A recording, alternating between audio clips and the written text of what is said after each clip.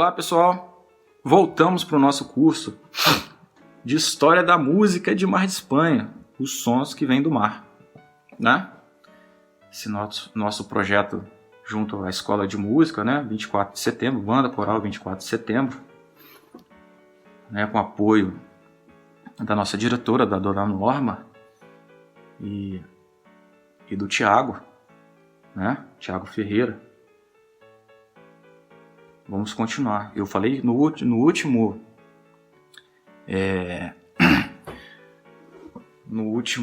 módulo, a gente estava falando sobre o Arnaud Duarte Gouveia. Então eu ia falar sobre uma curiosidade dele.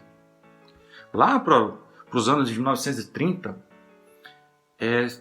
não sei se todo mundo recorda quando estudou na escola, mas houve uma mudança também no Brasil.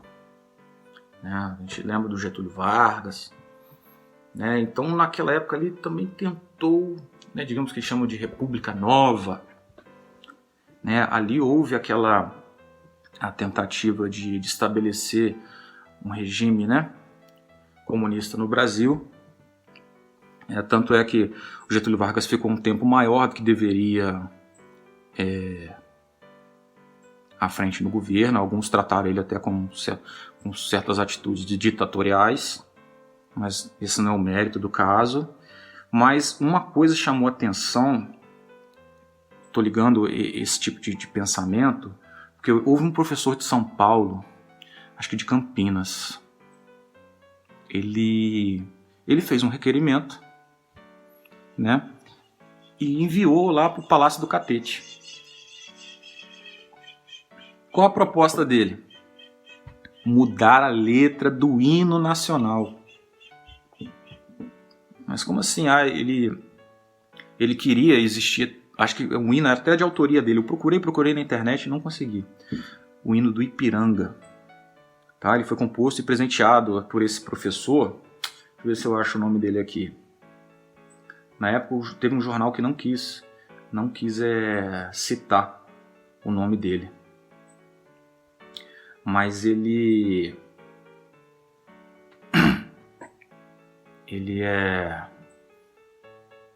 mesmo assim, ele mandou, e parece que foi apreciado, pelo menos o pedido. Então, deixa eu ver se eu consigo achar o nome dele aqui. Bem, eu consegui ler, mas eu não lembro se eu citei no texto que eu estava escrevendo. Enfim, acho que é alguma coisa Ferreira. Tem certeza não. Deixa eu ver. Pedro de Melo. O nome dele é Pedro de Melo. Ele era poeta também. Então, me esbarrei com alguma coisa assim a respeito que ele tinha presenteado num encontro de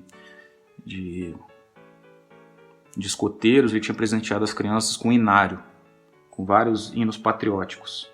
Então, este hino foi composto e oferecido ao governo do estado de São Paulo. Tá? Ele deveria ser executado no dia 7 de setembro, junto ao monumento do Ipiranga. Tá? Acho que é um monumento famoso que tem em São Paulo, acho que perto do museu importante que tem lá, esqueci, não sei se é o Museu da República, provavelmente, né? Então, nesse requerimento, ele dizia que já era hora de mudar o hino, né, nacional, porque o hino se tratava ainda de uma melodia da época da monarquia. Então ele queria desvencilhar o Brasil desse tipo de situação, né? E uma letra difícil de cantar, né? Que aí tinha até um título com um motivo, né? Um motivo engraçado, sem chamar a atenção, que ele colocava nosso, né? Nó suíno, como se fosse um nó de porco, entendeu? Nó suíno. Era o título da matéria. Então, eles falavam muito mal a respeito da composição do hino nacional, que a gente conhece, né? Da letra do Manuel da Silva e do Francisco Manuel da Silva e do Joaquim Osório Duque Estrada, né? Aliás, a letra do Joaquim Osório Duque Estrada. Então ele tentou. Aí onde que entra o Arnaud nessa história? Ele foi convidado, fizeram uma comissão no Instituto, né? Que o Instituto Nacional de Música ele era vinculado a uma pasta do Ministério da Justiça e de Interiores, eu acho. Então mandaram esse ofício para lá e foi assim vinculado pelo jornal, como se você manda hoje uma mensagem no WhatsApp, como para você poder tomar conhecimento daquilo. Então você deveria ele estava aguardando a resposta. Só que na época quem foi destinado a compor essa comissão, ele estava ocupando um cargo de diretor dentro do ministério. Então ele não tinha como fazer compor essa comissão. E ele achava, e na resposta estava escrito lá que ele não tinha como dimensionar uma situação daquela por ser um fato histórico importante. Ele não se achava incapaz de fazer uma coisa dela. Mesmo tendo selecionado um professor de tal área de harmonia, como era o caso e composição, que era o caso do Arnaud Duarte Gouveia, né? Só que lá na frente, o próprio Getúlio Vargas, a saber desse tipo de situação, ele foi orientado lá pela equipe dele a não cumprir esse tipo de coisa. O requerimento, você pode fazer o que você quiser, você tem direito de requerer. Agora, se você vai ser atendido ou não, aí já é outra história. Mas, digamos que poderia aquela época ter soado como um absurdo uma tentativa dessa, mas foi um fato isolado, mas interessante. Imagina, aí você tem a mudança da letra do hino nacional e tá lá um Martins lá contribuindo para que acontecesse isso. Digamos que fosse uma coisa substituindo a letra realmente desse hino do Ipiranga, fosse uma coisa fenomenal. Enfim, a gente ia aprender a letra do hino Ipiranga, a gente ia aprender que ele foi substituído, enfim, ia acontecer essa série de coisas, né? Então, você tem esse fato que aconteceu com o Arnaud, que talvez... Quem saberia uma coisa dessa aqui? Ninguém. E assim como essas histórias, né, de pessoas que a gente não conhece ou tem contato, você vê uma citação, você vai percorrendo os jornais e vai, enquanto ele tem uma vida ativa, você vai achando alguma coisa. Depois, se ele perdeu aquela importância que ele tinha inicialmente, ele vai sendo deixado de lado, digamos assim, que ele não faz mais sucesso. Então, em 1934 ele se aposenta, né? Como lá foi divulgado um jornal, né? Chamava O Jornal mesmo, tá? A publicação. Aí ele se aposentou como professor de harmonia elementar, análise de contraponto, que é uma coisa super difícil de aprender, e noções de instrumentação. Então você vê que ele sabia escrever. É compositor mesmo, tanto é que ele ensinava as técnicas. Tem como você ensinar uma técnica. A pessoa às vezes pode ter uma ideia para poder escrever uma música, uma partitura, mas ele não tem uma técnica, enfim. E a faculdade de música em si, você não entra lá para poder aprender música. Você vai aperfeiçoar aquilo que você já conhecia. Então, se a pessoa vai sair dali melhor ou pior, é a mesma coisa da formação de qualquer outro tipo de profissional. Mas o dom, nesse caso, fala mais forte. Isso não tem como, né? Então, provavelmente, o Arnaud Duarte Gouveia foi um dos maiores músicos de Mar de Espanha. Hoje você tem até um professor lá na faculdade de música, que todo mundo conhece aquele Mar de Espanha, o Magela Gouveia. Ele foi conhecido do meu pai, ele foi maestro da banda do Corpo de Bombeiros um tempo, né? E ele era professor de harmonia na faculdade de música da UFRJ. Ele é professor lá. Então você não... como é que são as coisas? Agora, qual o parentesco dele com o Arnaud? Eu não sei explicar para vocês qual o parentesco, mas, digamos assim, a genética do nome Gouveia levou a ele ao conhecimento musical também, né? Levou a esse tipo de de trabalho desenvolvido. E o Arnaud, assim como o neto dele, o bisneto dele apareceu aqui, a gente conversou bastante, né? Ele conheceu algumas pessoas da época da Bossa Nova, né? Do início lá do movimento da Bossa Nova. Ele se encontrava com outras pessoas para tocar, que é muito comum os músicos antigos fazerem esse tipo de coisa, né? Ele falece em 1942, tá? Ele foi enterrado lá no cemitério de São João Batista, onde eu fui tentar procurar o túmulo dele em busca de uma foto, porque lá na faculdade de música eu não consegui nada, né? Esses caminhos assim que você vai procurando, de repente, se alguém se interessar por esse material um dia, eu disponibilizando ele impresso, e eu vou colocando, quando eu vou escrevendo, eu vou fazendo as referências de onde eu tiro, né, essas possibilidades de encontrar essas fontes. A pessoa vai estabelecendo, ou pela prática que ela tem em pesquisar, ou pelo conhecimento maior que ela tem do que o meu, e fazer uma descoberta significante para a história. Não só de Mar de Espanha, quanto a história da música do país. A última notícia que eu tenho a respeito dele é da morte, né? 1942. Não sei quando ele nasceu. Acho que eu devo ter falado lá, 1900, deixa eu ver, lá no início. Não estou recordando. Tá, desculpa. Eu tenho o dado dele aqui de 1865. Imagina, eu achei na internet, isso aqui, num site que falava sobre genealogia. Não sei quem inseriu esses dados lá, mas ele ficou disponível. Então, essa aqui é a história do Arnaud Duarte Gouveia. Como eu já estou falando sobre a família Gouveia mesmo, né? Por que não falar do Joaquim Duarte Gouveia? Né? Então a gente aproveita essa deixa, né? Sobre o Joaquim Duarte Gouveia. Então, conversando esse dia com o bisneto do Arnaud, ele foi até o cartório, porque o Joaquim ele chegou a trabalhar no cartório, né, de registro aqui em Mar de Espanha. Ele não era só músico, né? Ele ficou aqui, o pai, né, deve ter falecido aqui, ele também, mas parece que o Joaquim, a probabilidade de nascimento dele é de 884, não sei a data ainda, tá? Não me deparei com nada a respeito disso, tá?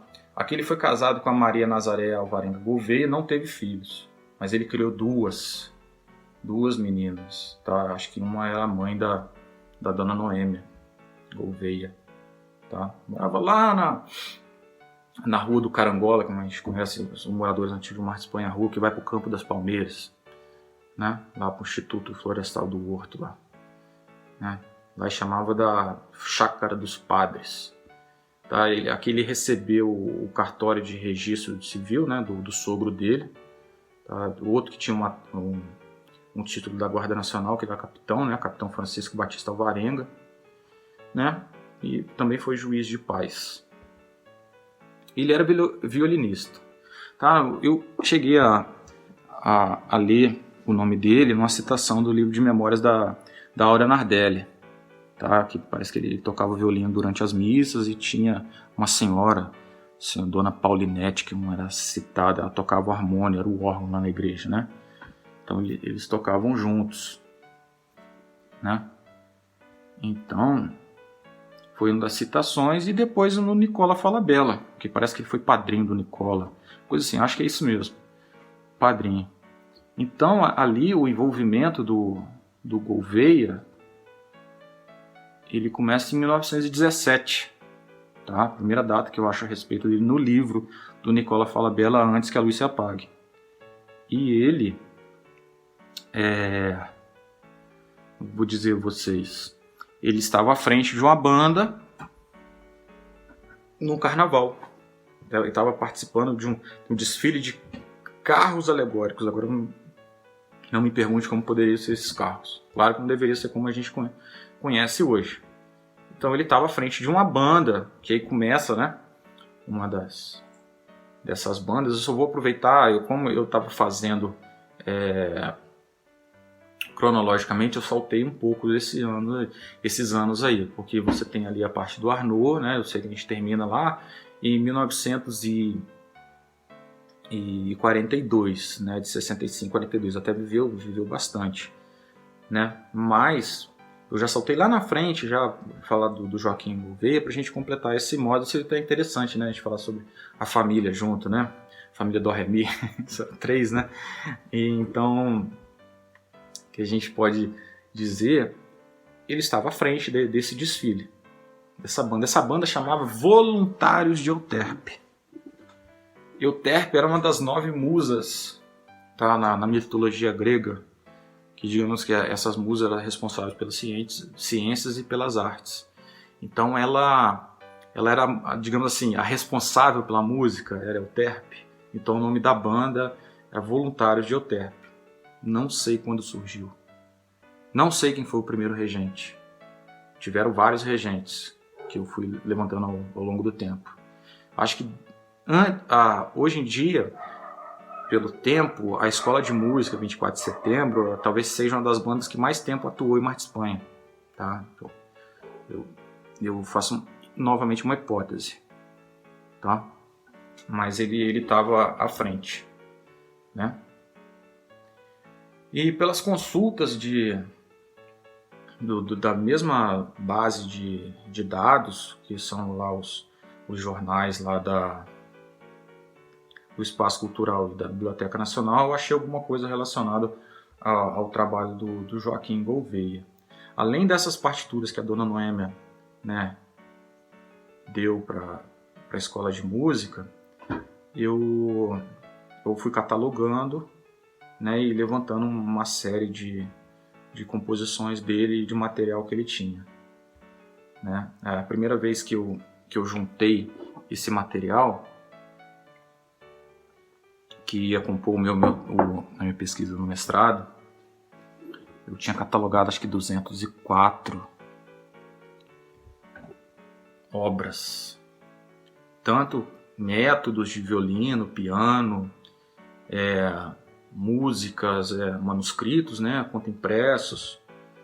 Não tinha só coisas tinha as coisas as composições do Joaquim Duarte Gouveia, né, e algumas outras coisas que tinham lá, que estavam na pasta da banda de música, para poder provar a existência desse trabalho que poderia ser feito aqui sobre a história da música. Né?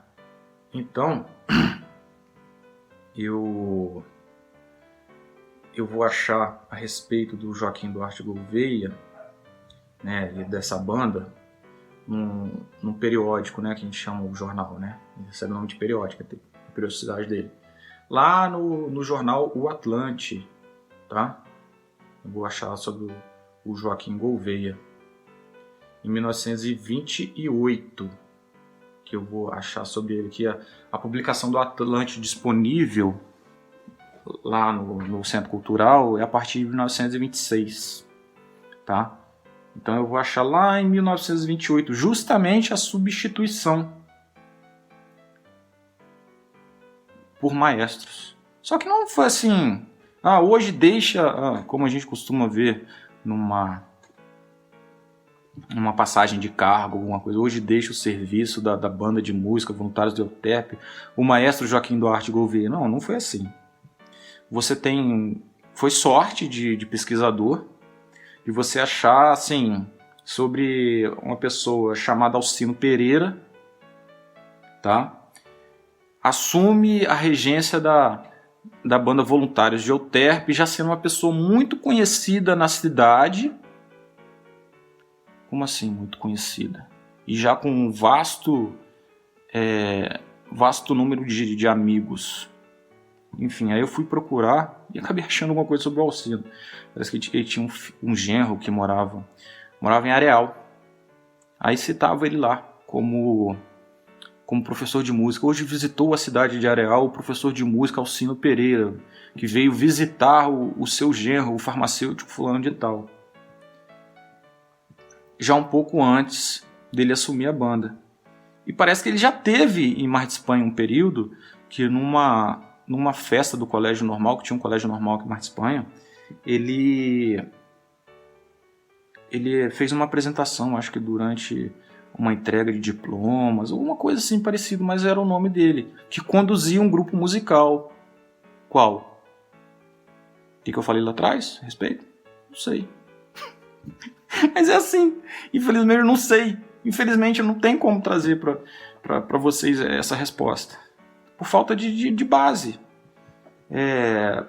Base arquivística, não tem como eu falar para vocês. Mas aí eu tenho em cima ele saindo, ele assumindo uma banda voluntária de Euterpe, né?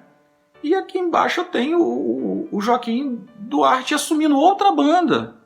Nem outra banda ele estava assumindo. Ele foi citado como professor de música de um local aqui em Mar de Espanha, que talvez vocês também não saibam que existiu. Existiu aqui em Mar de Espanha um Instituto Agrícola. Tudo bem? Até o próximo encontro, então. Fiquem com Deus.